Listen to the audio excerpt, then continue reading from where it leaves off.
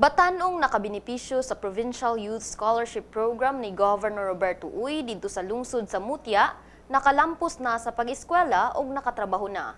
Sayro nato ang dugang detalye sa report ni Lorvie Cabilin.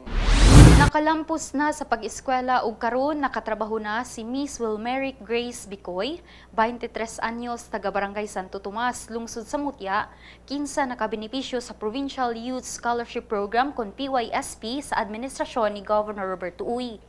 Si Miss Bicoy migradwar niadtong tuig 2017 sa iyang kurso nga Bachelor of Science in Accounting Technology sa Rizal Memorial State University, Dapitan Main Campus.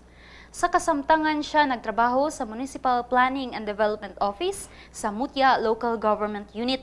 Sumala niya nga sa pagtungtong niya sa kolehiyo, una siyang nakabenepisyo sa Swigapore Scholarship Program sa panahon ni former Dipolog City Mayor Evelyn Uy.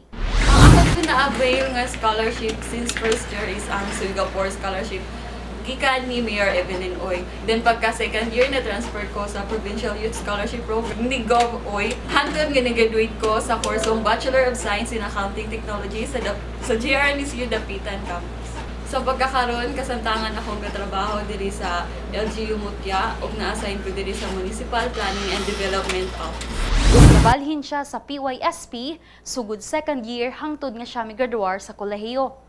Sa pakiginabi ngadto ni Miss Bicoy, iyang gipamahayag nga dako ang iyang pagpasalamat sa scholarship program ni Governor Uy tungod kay wala na maglisod sa pagsuporta sa iyang pag-eskwela ang iyang mga ginikanan, sanglit igo-igo ramaton niya ang ilang income.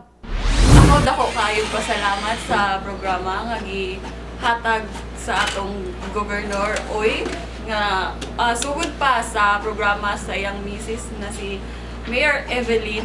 Siyempre, ako ang ginikanan, wala dyan naglisod sa pagsuporta sa akong pag-eskwela.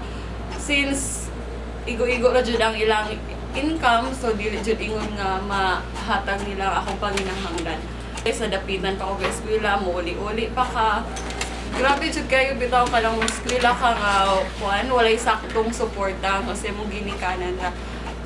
Dako dyan kayo pasalamat nga na-implement o na tagaan ko opportunity nga ma-appeal sa scholarship program ni Governor Uy, which is ang Provincial Youth Scholarship Program. Kay full scholarship ko, gawa dyan ko ginabayaran sa eskwelahan, hantod na human ko sa akong pag-eskwela. Panginaot ni Miss Bicoy nga daghan pang kabatanunan sa Mania nga matabangan nga makahuman og eskwela pinaagi sa scholarship program sa kagamhanang probinsyal.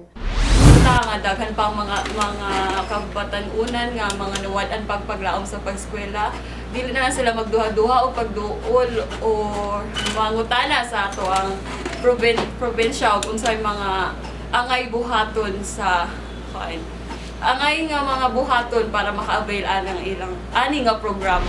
Aron ma-update kamo sa tinuod nga mga balita ning atong probinsya, please like and follow our Facebook page sa Provincial Information Center Zamboanga del Norte. Pwede usab ninyo kining i-share aron mas daghan sa atong katawhan ang makahibalo sa tinuod nga panghitabo dinhi sa atong probinsya. Mag-comment usab kamo aron mahibaw-an namo ang inyong mga reaksyon ug opinyon. Kini si Regine Cabilin alang sa Zamboanga del Norte Provincial News Network, ang dapig sa kamatuoran, duyog sa kalambuan.